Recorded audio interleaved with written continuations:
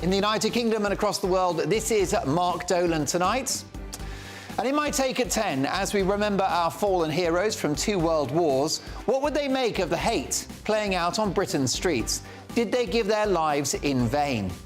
As pressure grows on the Home Secretary, should Suella Braverman stay or go? I'll be asking tonight's newsmaker, former Home Office Minister Anne Widdecombe. And in the last word, Prince Harry pays the ultimate price and misses Remembrance Sunday. We'll get reaction live in the studio from fearless royal journalist and Harry biographer Angela Levin, who has harsh words for the Prince. Expect more than a few royal truth bombs. Plus tomorrow's newspaper front pages and live reaction in the studio from my top pundits. Very excited tonight. Neil Hamilton. Goodness gracious, Linda Jubilee and Simon Danchuk. That's what I call pedigree. So a packed hour, lots to get through. My take at 10 is on the way, and it's a very important one. So don't miss it. See you in 2.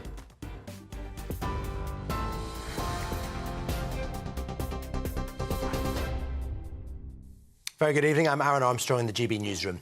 The Home Secretary condemned anti-Semitic behaviour during the Armistice Day demonstration in London. Hundreds of thousands of pro-Palestinian protesters marched peacefully through the capital yesterday, but the Met Police says it's actively investigating a number of possible cases of hate crime. Suella Braverman described some chants and placards as sick, inflammatory and clearly criminal, and she has called for further action. She's also praised officers for their handling of the disorder after right-wing counter-protesters who were trying to confront the rally clashed with police. The force, which arrested 145 people yesterday, has confirmed 7 have been charged with various offences. British Transport Police is also investigating a racially aggravated altercation at London Waterloo and has released photos of 4 men it's trying to identify. Authorities also want to speak to a woman over an alleged anti-Semitic hate crime at Victoria Station. Meanwhile, the Prime Minister is facing calls to sack his Home Secretary after she was accused of inflaming tensions ahead of the protests. Suella Braverman described the pro-Palestinian demonstrations as hate marches and questioned the integrity of the police for allowing yesterday's rally to go ahead. The Labour leader, Sir Keir Starmer's, accused her of sowing the seeds of hate. The King has led the nation observing a 2-minute silence on Remembrance Day, honouring fallen soldiers.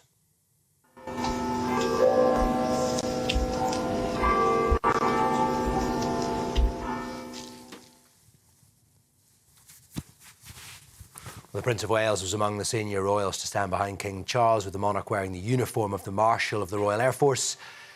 The Prime Minister and the Labour leader were also at the cenotaph in central London alongside other senior politicians and dignitaries.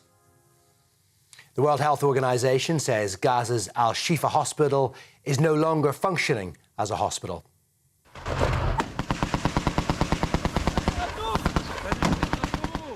Well, its Director General Tedros Ghebreyesus says the constant gunfire and bombings in the area have exacerbated the already critical circumstances at Gaza's largest medical facility. Israel claims Hamas is using the facility as cover for a command centre, which the terrorist group has denied. Meanwhile, Palestinian health officials say 13 people have been killed in an Israeli airstrike on a house in Khan Yunis in southern Gaza. Weather warnings have been issued for Northern Ireland, England and parts of Wales as Storm Debbie approaches.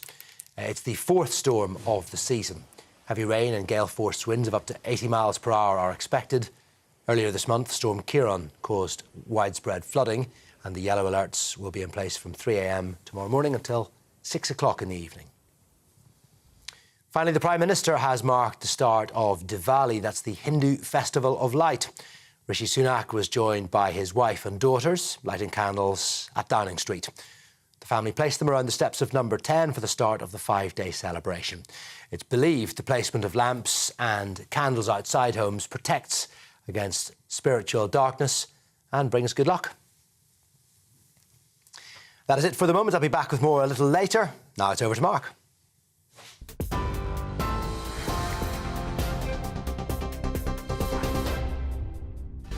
My thanks to Aaron Armstrong, who returns in an hour's time. Welcome to Mark Dolan tonight. As pressure grows on the Home Secretary, should Suella Braverman stay or go? I'll be asking tonight's newsmaker, former Home Office Minister Anne Widdecombe. Plus, a breaking story. Suella Braverman has said that the weekly marches are polluting Britain's Streets, more inflammatory language. I will get reaction from Anne. And let me tell you, Anne is not happy. Plus, tomorrow's newspaper front pages and live reaction in the studio from my top pundits. So, a packed hour to come. The papers are on their way. And look at tonight's pundits. We have Linda Jubilee, Simon Danchuk and Neil Hamilton. So, lots to get through. Those papers are on the way. But first, my take at 10.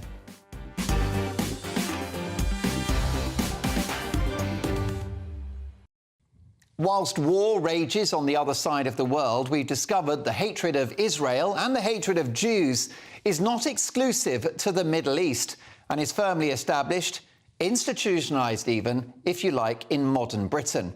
Now, I've got no doubt that many marched in peace this weekend, seeking an end to the deaths in Gaza. Everyone, of course, a tragedy, and they want peace and a two-state solution. But many on those marches and many in this country do not. If you're calling for a holy war, an intifada, which means suicide bombs on buses and in restaurants, if you're chanting from the river to the sea, it's a no-state solution that you're after. You're seeking the elimination of Israel. Imagine a march in which people called for the elimination of Ghana, Romania, or, wait a minute, Ukraine. People did get worked up about that, didn't they? And rightly so. So why not Israel?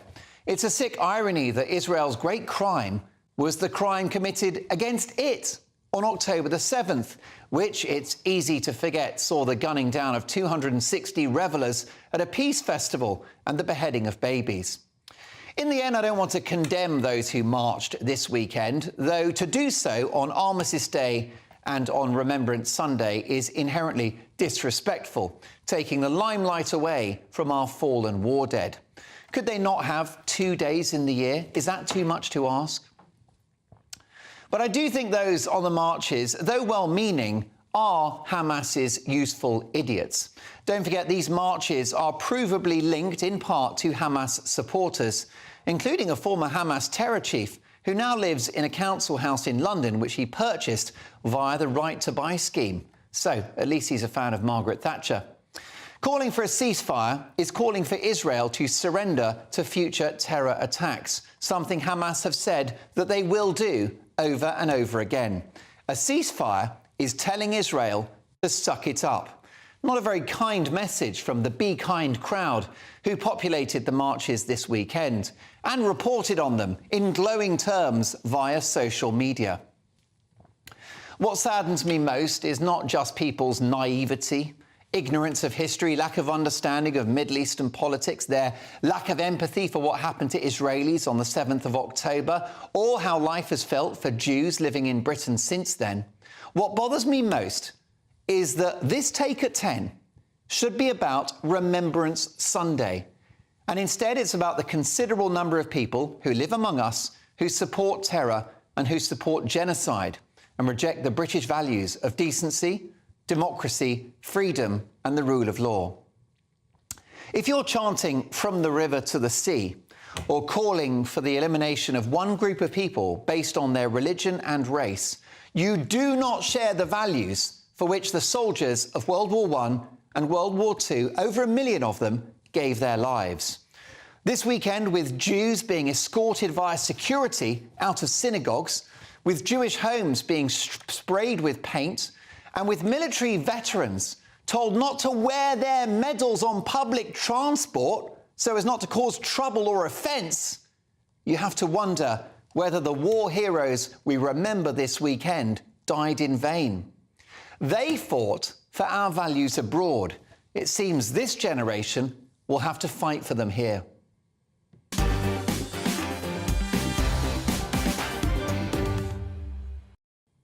Anne Widdecombe's on the way, but let's get reaction to my take at 10. First of all, your emails, please, mark@gbnews.com.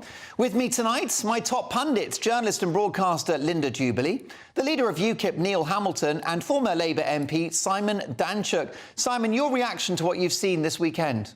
Oh, I think it's appalling. We have so many people coming onto the streets of London who just do not understand that it's inappropriate for them to be there.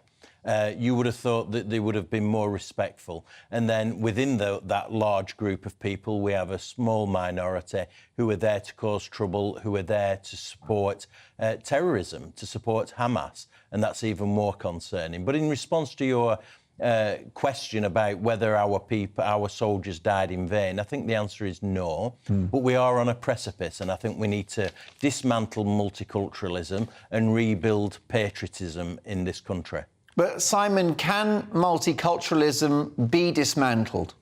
Well, I think there's a process to go through. I think it is a real challenge for this country. It involves how we teach history in our schools. It's about how we get our police forces to police our streets. It's how we get political leadership from our politicians. So it's a real challenge, but I think we have to start addressing it. We're on a precipice. Briefly, Simon, do you know any politicians who will address these challenges? Well, is Rishi Sunak the man to do it? Is Keir Starmer the man to do it? Well, I think Suella Braverman might be the woman to do it. I think she's been right in the way that she's been talking about these issues. And I think she could provide the leadership that this country is desperately looking for on these issues. Astonishing. And you speak as a former Labour MP. What do you think about all of this? Do you think that our war heroes died in vain, Linda? Well, I think that it could have been an idea to have this particular protest march on a different day. That might have been a sensible idea. But do you know what? I read something really interesting in the week about a woman called Celia Webster, who's a very committed Christian, who went on the march on Saturday, whose father was a military man and landed on the beaches in the D-Day landings and marched all his way across Europe and then liberated the inmates at Belsen. She's a committed Christian and has strong affiliations with the Jewish community, and she went on that march. See, the thing is, there's a component of people on these marches who are hate-filled. That's true. But you could look at all of this another way, and you could say, well, that's what soldiers fought and fell for in the First World War and the Second World War. Not just freedom, but freedom of speech, and we should be able to defend that. Now, I say that as someone who was standing in the centre of my town this morning, listening to the names of the fallen in both World Wars being read out. We heard the last post being played. I went to Mass this morning. There were more remembrances there. And, you know, we lost our teachers and some of our sixth form boys in my school, so we take it very, very seriously. It's not that I don't take this seriously, but I think there is room for the thought that some people there were marching just because they were outraged at what was going on. Yeah, Neil, a fascinating set of comments from Linda and from Simon there. When we talk about multiculturalism and the problems with it, it's not an objection, is it, to a diverse society? It's an objection to communities that are unable to integrate, parallel communities who this weekend have demonstrated that there aren't just different languages and cultures, but different values as well. Well, multiculturalism isn't monocultures living side by side and having nothing in common with one another. And what we've seen this weekend is actually a reflection of that. You know, there are lots of people who are on that march who don't feel themselves in any way to be British, have no affinity with the values that you and I grew up with, and have no interest in Remembrance Day, which should be the most sacred and solemn day in the year. Over 2 world wars and many conflicts in between and subsequently, you know, millions of our own countrymen and women died in order to preserve our independence as a nation and the cultural values that we still espouse. Freedom of speech, of course, is not without its limits. And I do believe that this weekend has been one where, for the health of the nation, as a focus of unity, we should be able to come together to remember the sacrifices of those who gave their lives for the freedoms that we perhaps have all too readily taken for granted and which are now under threat from totalitarians and extremists of the kind that we've seen on the streets over the weekend. You were quite right to say that these marches are actually either deliberately or unconsciously actually pro-Hamas, because the only group that would benefit from a ceasefire would be Hamas. Gaza is effectively a terrorist state. It is an armed camp where extremists who are basically fundamentally religious lunatics, are determined to annihilate the state of Israel and to perform acts of genocide on its people. How anybody could possibly put himself or herself in a position where, wittingly or unwittingly, they could be used as propaganda tools to be manipulated by those who believe in those appalling and grotesque objectives is beyond me. Indeed, and woke middle-class people in London who have been to Pret-a-Manger have joined those marches. Hamas is useful idiots, in my view. But let me know your thoughts, Mark, at gbnews.com. Listen, we've got a developing story, which is that the Home Secretary has added a bit of fuel to the fire, which she likes to do. Today, she's been on social media and she has said that these marches are polluting Britain's streets. That's a new line from the Home Secretary. And as pressure grows on Suella Braverman, should she stay or should she go? I'll be asking tonight's newsmaker, former Home Office Minister Anne Widdecombe, who's next. Plus, the papers are on the way. See you in 2.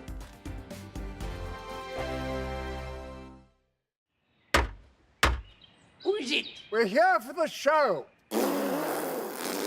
Welcome to the Dinosaur Hour with me, John Cleese.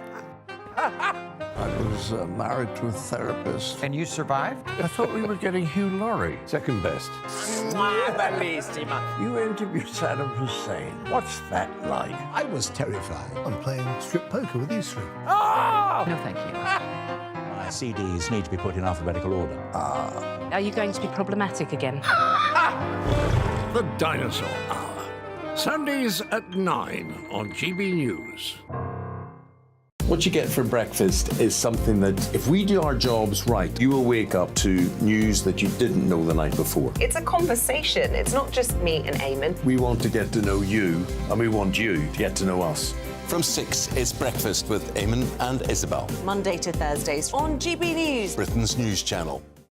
People in Britain, they love free speech, but they also love fair play. I don't care if I'm speaking somebody from a trade union, from the Labour Party, somebody from the SNP. And I think the viewers like to see that actually we can challenge one another, but in a positive way.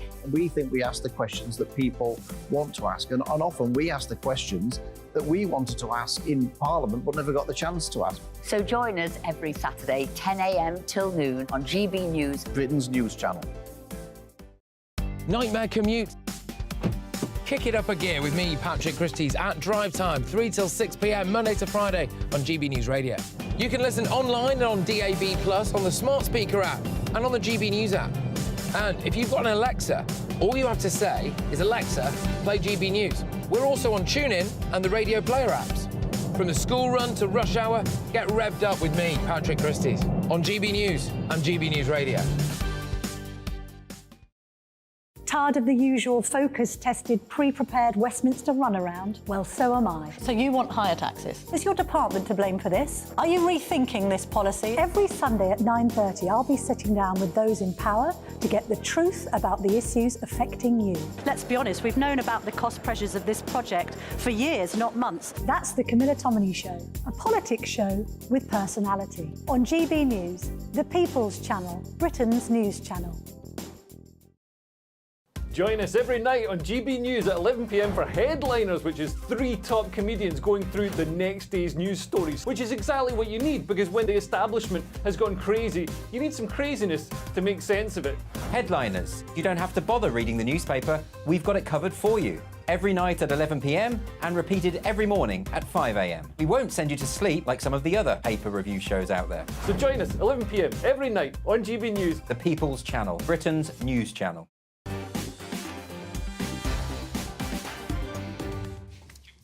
Listen, folks, the emails are coming in thick and fast. Big reaction to my take at 10. Did our war heroes die in vain, given the hate we're seeing on Britain's streets now? Look, a strong reaction on email. And I said in the take at 10, there are plenty of people that have gone on those marches in peace. They want the war to end. We all want the war to end. But if you're calling for a ceasefire, you are saying to Israel, suck it up. Anyway, let's have a look at your emails before I get to Anne Widdecombe. Steve says, Suella Braverman should stay and stand as leader of the Conservative Party. Tracy, hi Mark, we never hear calls to stop terror or Hamas, do we? Suella should keep her job. And I had lovely Remembrance Day in my local town of Chesterfield. Lucky you, Tracy. This is Britain. We're letting our nation down, says Kieran. These thugs and anti-Semites are taking over the country. Kieran there in the lovely county of Cumbria. Of course, the Home Secretary should stay. She's only saying what the Prime Minister is scared to say, says, who's that? Jeff. Thank you, Jeff.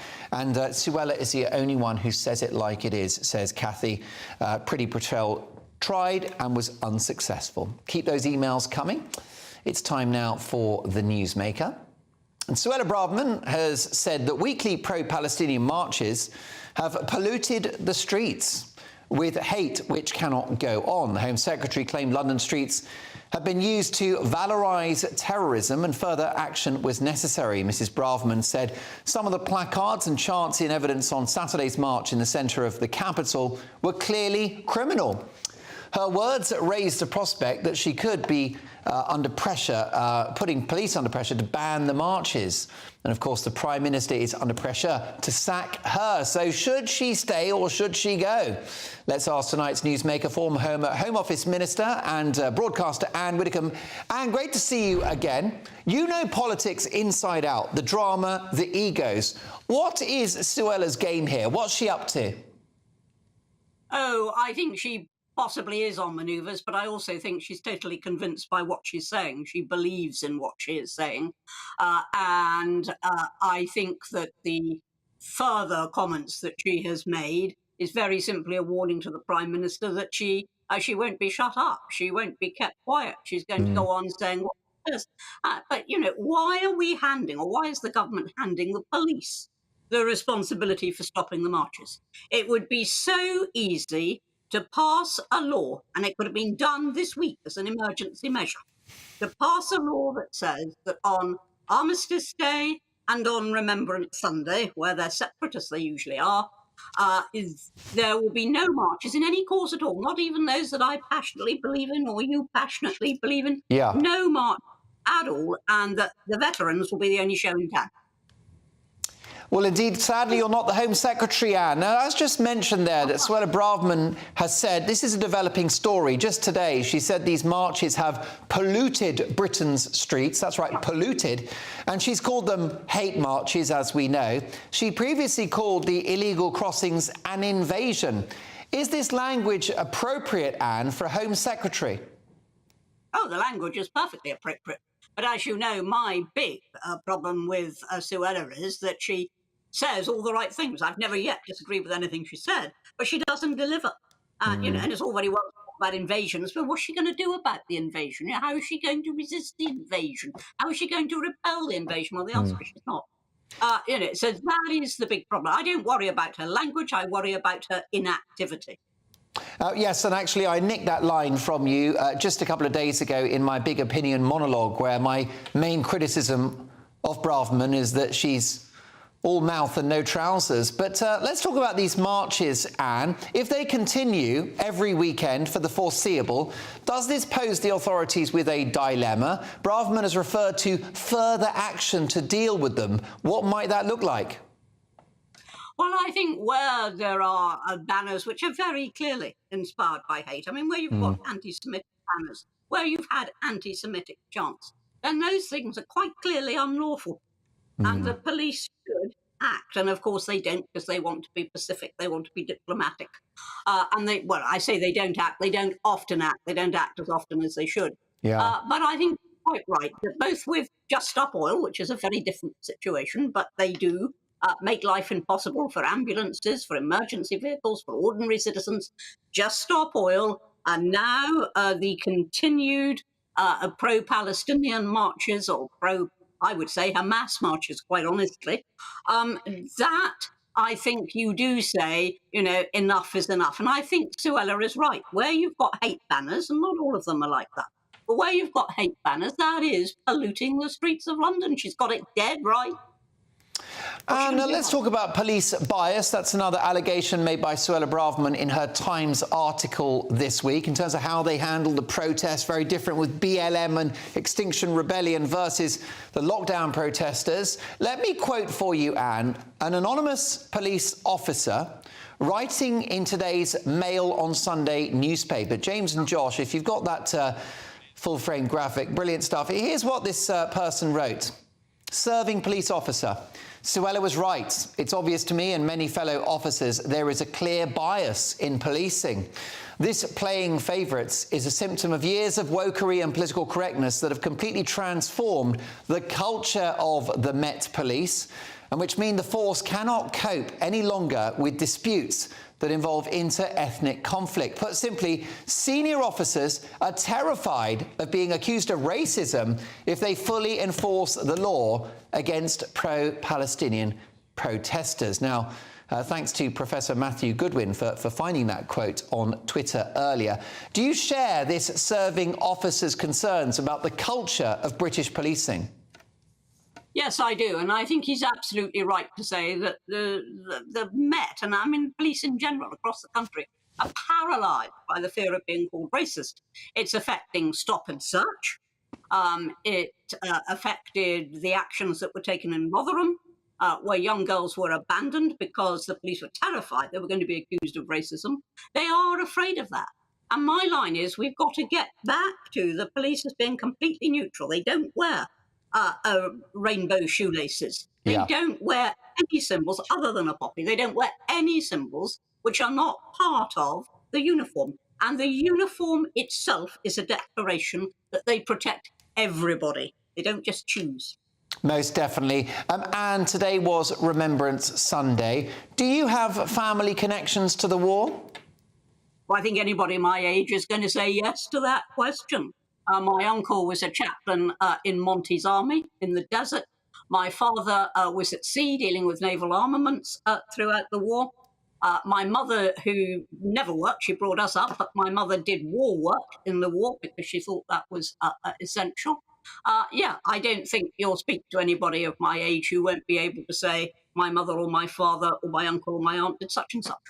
Well, I salute your family members for their service to this country, Anne, and I thank you for your service to this show, and we look forward to seeing you in a week's time. I'll be here. Looking forward. What about that? My three favourite words, the brilliant Anne Widdecombe, always a highlight.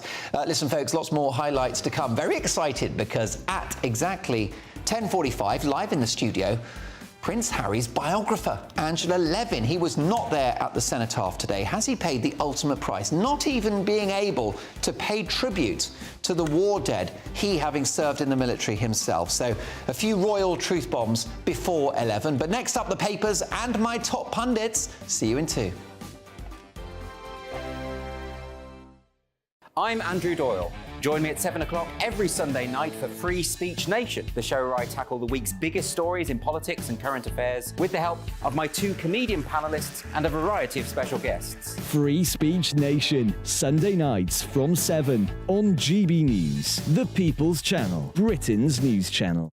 Fed up of being patronised and bored to death by other afternoon news shows? Me too. So I thought, if you want a job done properly, do it yourself. News as it breaks on TV, radio and online. All the big debates and the best guests on the topics that you actually care about. Whether you're having discussions with your mates down the pub, in your van to and from work, or around the dinner table with your family, that's the kind of stuff that this show is all about. Join me, Patrick Christie, 3 till 6 p.m. on GB News, the People's Channel, Britain's news channel. There's only 3 people you can trust in life. Your doctor, your lawyer and your nana. I'm not sure. So join me, Nana Acquare, at 3 p.m. every Saturday and Sunday, where we discuss the biggest topics of the weekend. Be ready for battle. Could you be quiet? What is this? It's my new teeth. It's your new teeth. I don't bite. Well, not without a good reason. Always honest, always fun. Every weekend at 3 p.m. on GB News, the People's Channel, Britain's news channel.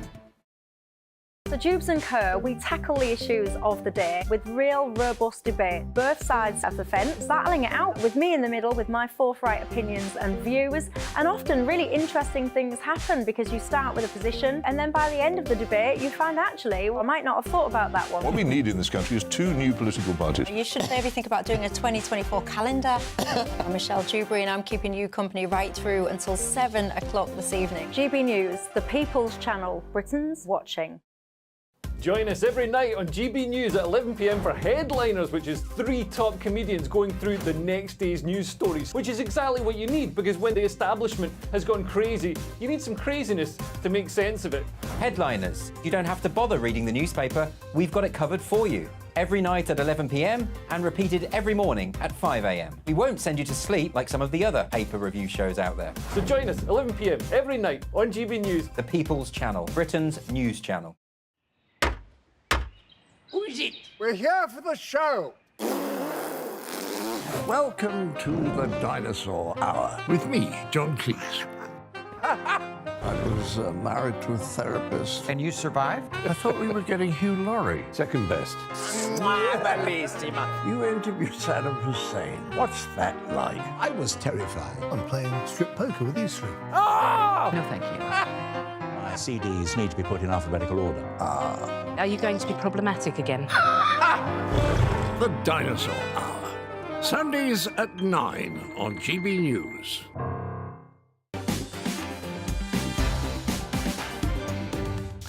Great to have you back. Lovely small team today. Lovely to have James back looking after the show. And Lottie worked her socks off this afternoon. Josh in the gallery. A really good half hour to come. Angela Levin is in the studio. She is Prince Harry's biographer. He wasn't at the cenotaph today. He has paid the ultimate price. Royal truth bombs before 11 o'clock. But first, this.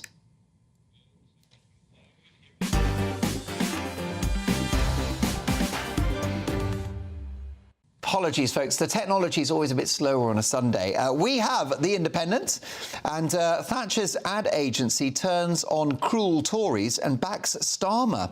The advertising giant that helped put Margaret Thatcher in power has attacked the cruelty of the Conservatives and predicted a Labour victory at the next election. Richard Huntingdon, strategy chief at Saatchi & Saatchi, says that Britain needs saving from 5 more years of stagnation.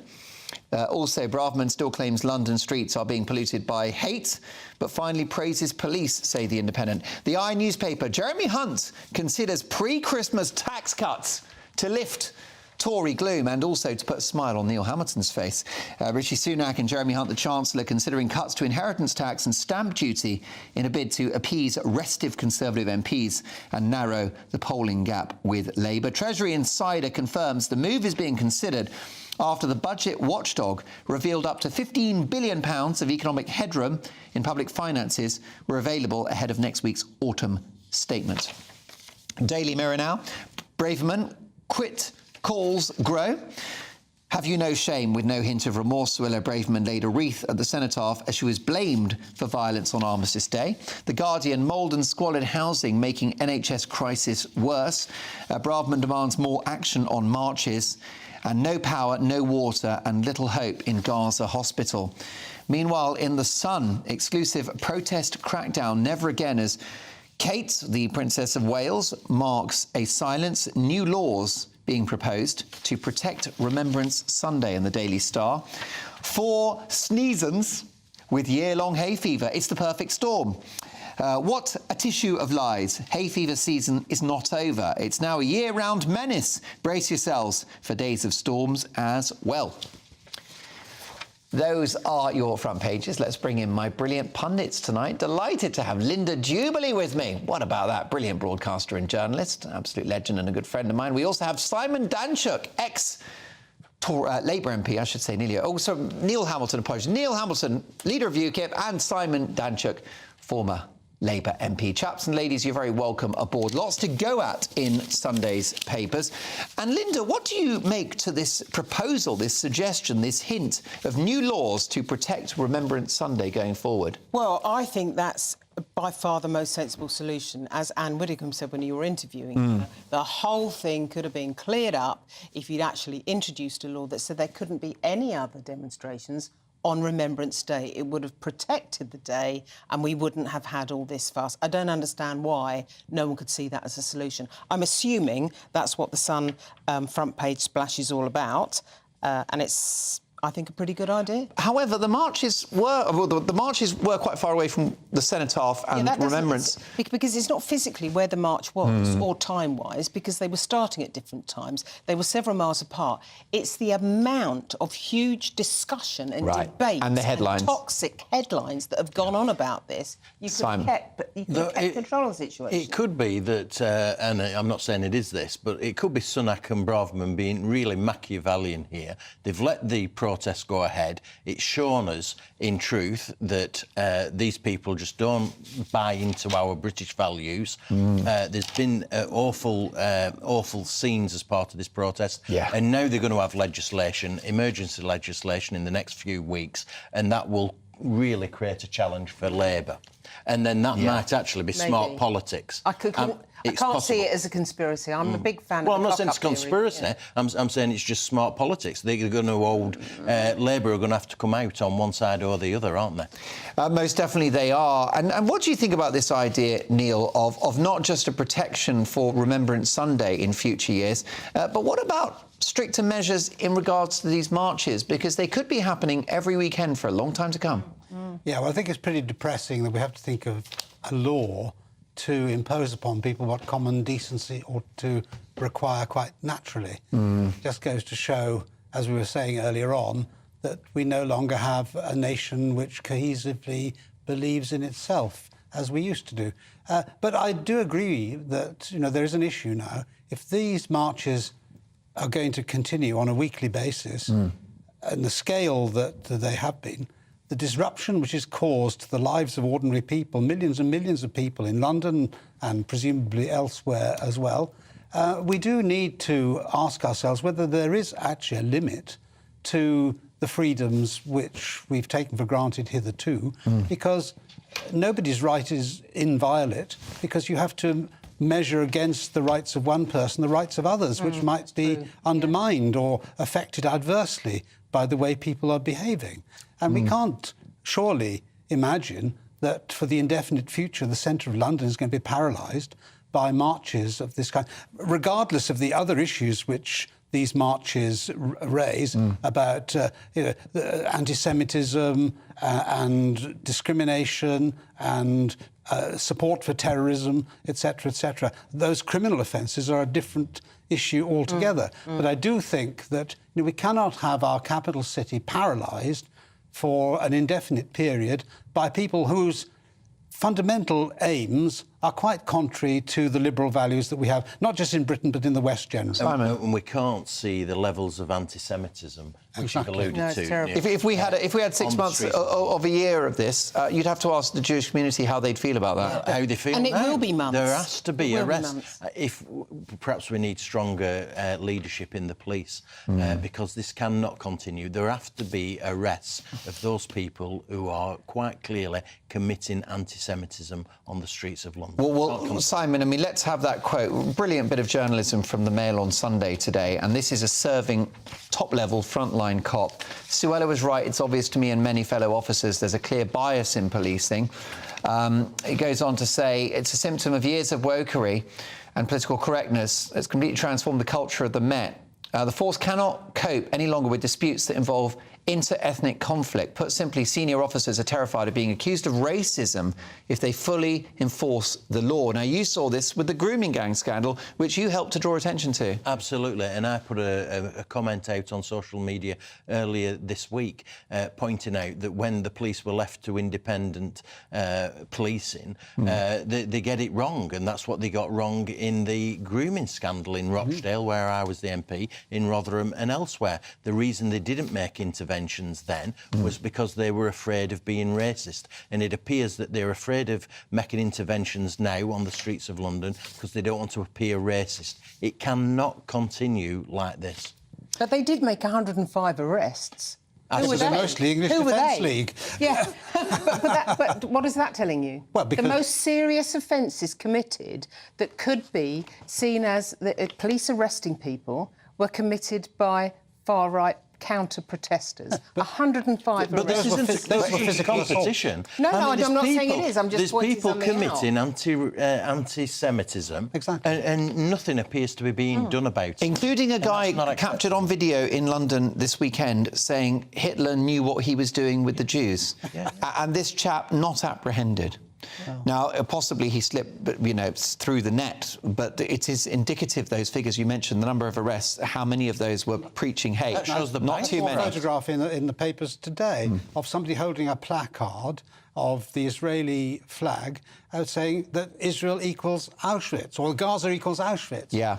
And I mean, can you imagine anything more offensive than that? But it's not just the police. The whole of our governing class has actually been paralysed by wokery.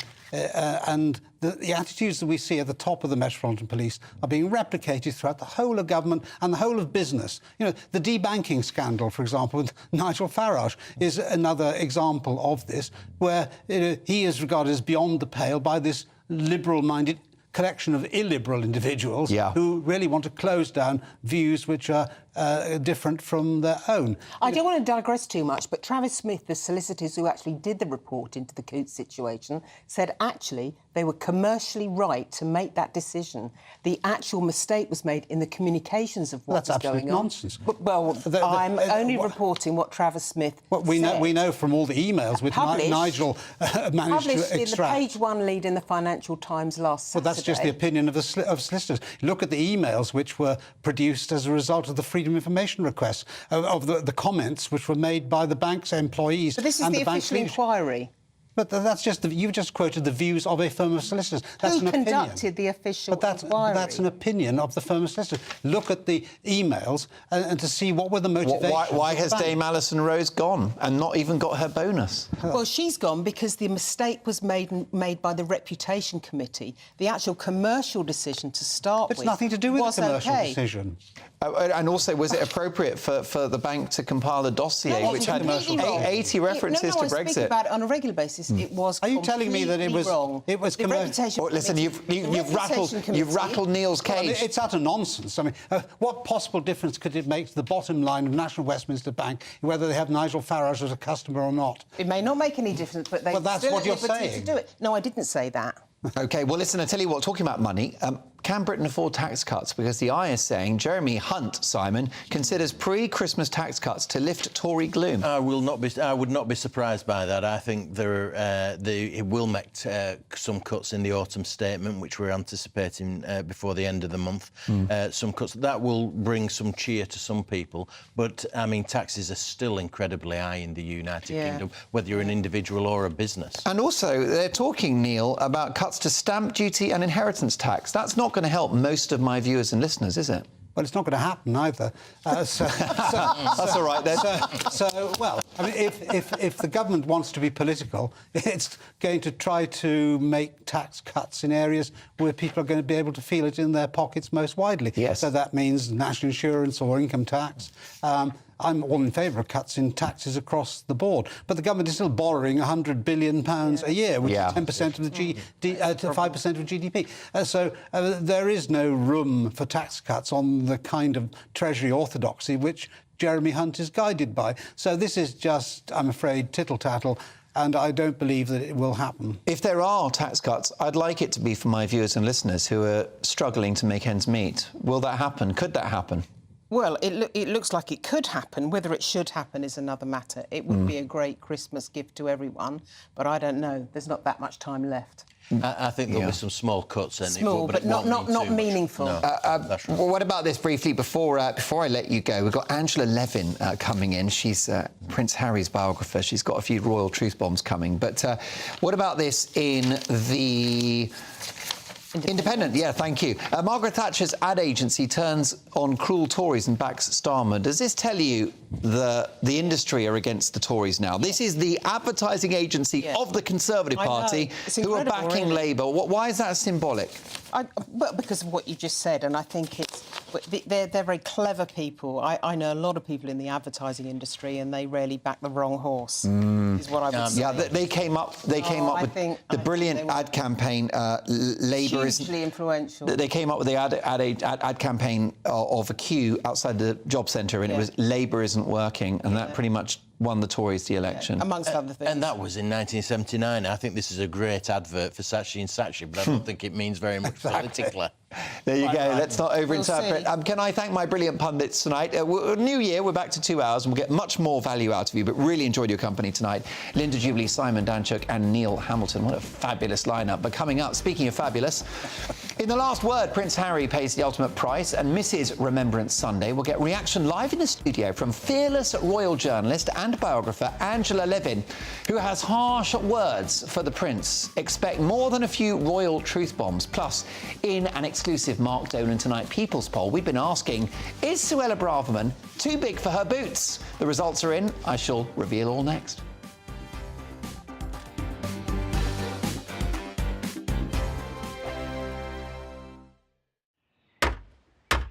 Who is it? We're here for the show. Welcome to the Dinosaur Hour with me, John Cleese. I was married to a therapist. And you survived? I thought we were getting Hugh Laurie. Second best. You interviewed Saddam Hussein. What's that like? I was terrified. I'm playing strip poker with you three. Oh! No, thank you. My CDs need to be put in alphabetical order. Are you going to be problematic again? The Dinosaur Hour. Sundays at 9 on GB News.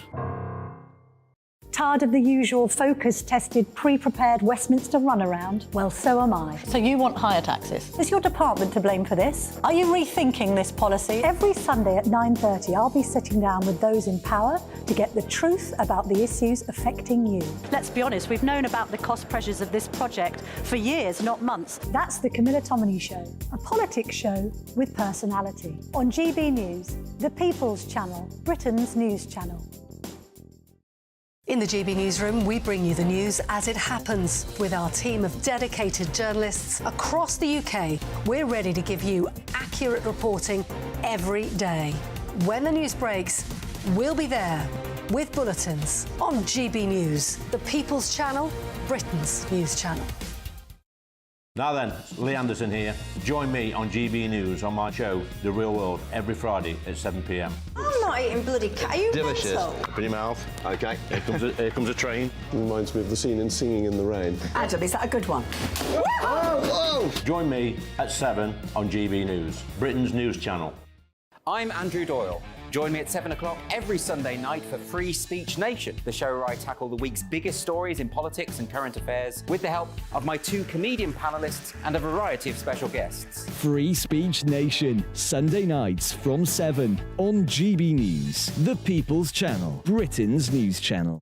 GB News, unlike other broadcasters, isn't obsessed with the London-Westminster bubble. We think there's a nation beyond the M25, and that's why we talk about the issues that matter across the land. Join me on State of the Nation, 8 to 9 o'clock, Monday to Thursday, on GB News. Daisy's listening, and you should too.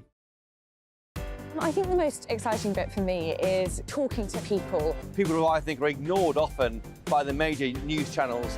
We're going to give news they want to hear. There's a voice there that needs to be heard. I think there's a chance here for a diversity of opinion to be expressed, which you don't find elsewhere. It's really exciting. We don't hold back. We're free to say how decisions that are taken here Affects us all around the country. Only on GB News, the People's Channel, Britain's news channel.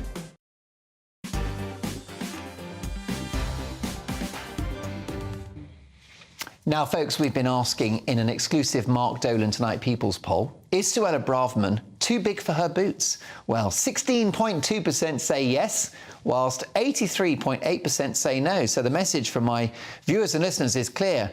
Suella, go, go, go. It's time now for the last word, and today's Remembrance Sunday service was attended by the Prime Minister, the Leader of the Opposition, and senior members of the royal family. There was one notable absentee, however. Prince Harry. Given his devotion to the armed forces, something close to his heart, having actively served himself, does this prove the prodigal prince has paid the ultimate price? not even able to commemorate the war dead in his own country and alongside his brother and father. To discuss this, I'm delighted to welcome fearsome royal journalist and biographer, Harry's biographer, no less, Angela Levin. Angela, lovely to have you with us. Hello. I'm not really fearsome. You have your moments. I have my moments. Harry not being there today, watching his brother and father at the cenotaph, that's going to hurt, isn't it? Yes, it will make him nervous and upset. But, I mean, he hadn't wanted to come here. He doesn't really want to come until his father and his brother promised to apologise to Meghan. Actually, one would imagine Meghan should apologise to them, but that's it. And they've come to a sort of end, really, somehow, because King Charles will say, the door is open, come when you want to, but Harry doesn't want to come until he gets this back. And I think that as much as he loves the military, and he was very happy, he told me that that's where he feels he is himself. He loved not all the pomp. He didn't want the pomp and the circumstance. He wasn't interested in celebrity like he is now. He wanted to work and do his very best for the country. That's what he said. That's what his aim was, to do the best he could for the country. And that's all gone out the window, I'm afraid. Sadly so. You know the lad well. I think you were with him for a year and a half in writing your book, just under. You got to know him very well. A lot of us miss the old Harry. Do you think we'll ever get him back? Most unlikely, really. I think he's changed. His whole being is very different. I wouldn't recognise him. He's bitter, isn't he? He's very bitter indeed. He was a little bitter when I met him, but he's now full of it. I think Meghan is a lot to blame, and she's poured into him all the things that are terribly wrong, and that she's made him really dislike his own family. And perhaps his own country. And his own country, yes. Well, Meghan didn't like the UK. She found it too small. And if you'd ever listened to her carefully, she always wanted to talk about global. She wanted her work to be global. She feels to be global. And little the UK is not grand enough for her. And she didn't like having to walk behind Catherine and be told what to do and be told what colour. And live in a smaller house. No, the small house is a nonsense, actually. Really? Because at the engagement, she arrived and stayed with Harry in his place. And at the engagement, she said, oh, no, it's so sweet, it's so calm. We love it because it's so cosy. Meanwhile, they were having a huge flat redecorated in the palace. And but she didn't sort of mention that after a while. Do we, though, unfairly demonise Meghan Markle? I mean, I've got in trouble with John Cleese for calling her Woko Mono because she broke up the royal Beatles, in my view. But in a way, doesn't Harry own this? Isn't he the one that turned his back on his family and on his country? Why should we blame Meghan for everything? He's a grown man. He is a grown man, and of course he could have said no, but he fell in love with her the day he saw her. He said to me, it was just at the moment he saw her, he fell in love. And then she was quite demanding on him, and he decided to follow her path. And I think that it's both of them. It takes two to behave like that. And I think they both have. She's encouraged him to be negative, just as much as she is about her own family. She's only close to her mother. She hasn't seen her father. Father hasn't seen her children. Harry's never met her father. And also his. She didn't like...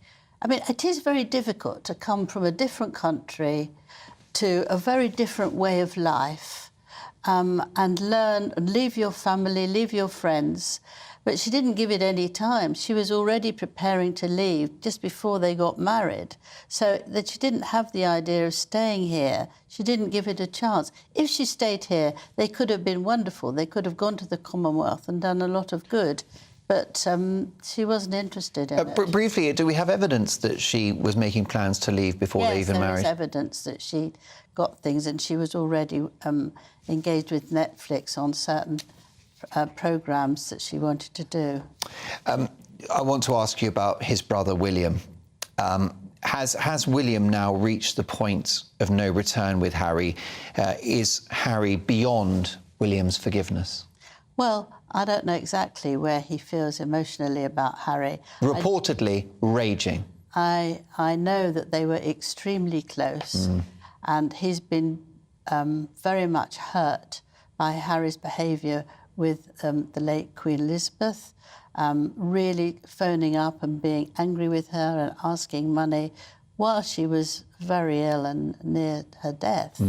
And he absolutely loathes that. He also is very protective of Catherine, who's done her best to be a wonderful royal and has not put a foot wrong. And I think that with a couple who are very close to each other, you can often feel much more for the other person than you can feel for yourself. So although he's taken the nasty things that Harry has said about him, complaining that, you know, he pushed him over. I mean, it's not a great big deal between two boys, one imagines. But the rudeness about Catherine has very much wounded William, and he doesn't want any more contact with him. Quite right, standing up for his missus, as every man should. Yes. Angela, I wish we had longer. Do come and see us again soon. Okay. And thanks for staying up so late as well. Brilliant stuff. Highlight of the show, the brilliant Angela Levin. Folks, I've really enjoyed 10 days on air with you. Thank you for having me. I'm back on Friday at 9. Headliners is next. Hello there, good evening. I'm Jonathan Vautry here, your GB News weather forecast provided by the Met Office. Many of us will be waking up to a very unsettled start to the new working week, and that is due to Storm Debbie. This area of low pressure that is very quickly going to deepen overnight and into tomorrow, producing some very strong winds, particularly directly on the southern flank of that for northern areas of England, coastal areas of the Irish Sea. Throughout this evening, we do have one band of rain sweeping its way across Scotland, but it's this rain in the southwest that is associated with Storm Debbie. Some very heavy pulses for England, Wales and into Northern Ireland, where it could be very persistent. Some localised flooding is possible during the early hours of Monday morning.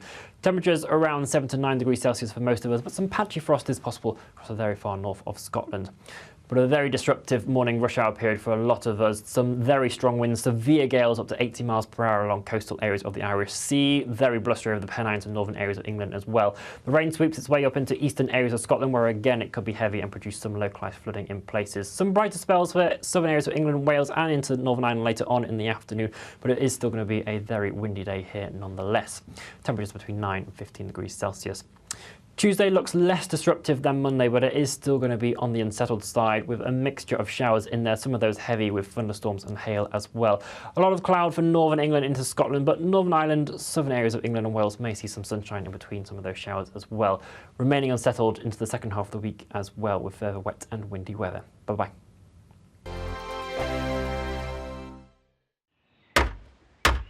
Who is it? We're here for the show. Welcome to the Dinosaur Hour with me, John Cleese. I was married to a therapist. And you survived? I thought we were getting Hugh Laurie. Second best. You interviewed Saddam Hussein. What's that like? I was terrified. I'm playing strip poker with you three. Oh! No, thank you. My CDs need to be put in alphabetical order. Are you going to be problematic again? The Dinosaur Hour. Sundays at 9 on GB News. What you get for breakfast is something that, if we do our jobs right, you will wake up to news that you didn't know the night before. It's a conversation. It's not just me and Eamon. We want to get to know you, and we want you to get to know us. From 6, it's Breakfast with Eamon and Isabel. Monday to Thursdays on GB News. Britain's news channel. People in Britain, they love free speech, but they also love fair play. I don't care if I'm speaking somebody from a trade union, from the Labour Party, somebody from the SNP. And I think the viewers like to see that actually we can challenge one another, but in a positive way. We think we ask the questions that people want to ask, and often we ask the questions that we wanted to ask in Parliament but never got the chance to ask. So join us every Saturday, 10 a.m. till noon on GB News, Britain's news channel. Nightmare commute. Kick it up a gear with me, Patrick Christie's, at Drive Time, 3 till 6 p.m, Monday to Friday on GB News Radio. You can listen online and on DAB+, on the smart speaker app, and on the GB News app. And if you've got an Alexa, all you have to say is, Alexa, play GB News. We're also on TuneIn and the Radio Player apps. From the school run to rush hour, get revved up with me, Patrick Christys, on GB News and GB News Radio.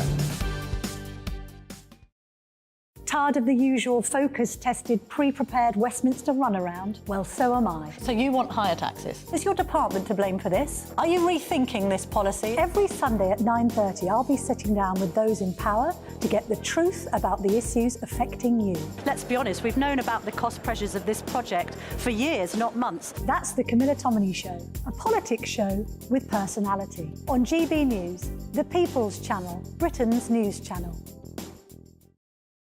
Join us every night on GB News at 11 p.m. for Headliners, which is 3 top comedians going through the next day's news stories, which is exactly what you need, because when the establishment has gone crazy, you need some craziness to make sense of it. Headliners. You don't have to bother reading the newspaper. We've got it covered for you. Every night at 11 p.m. and repeated every morning at 5 a.m. We won't send you to sleep like some of the other paper review shows out there. So join us 11 p.m. every night on GB News. The People's Channel, Britain's news channel.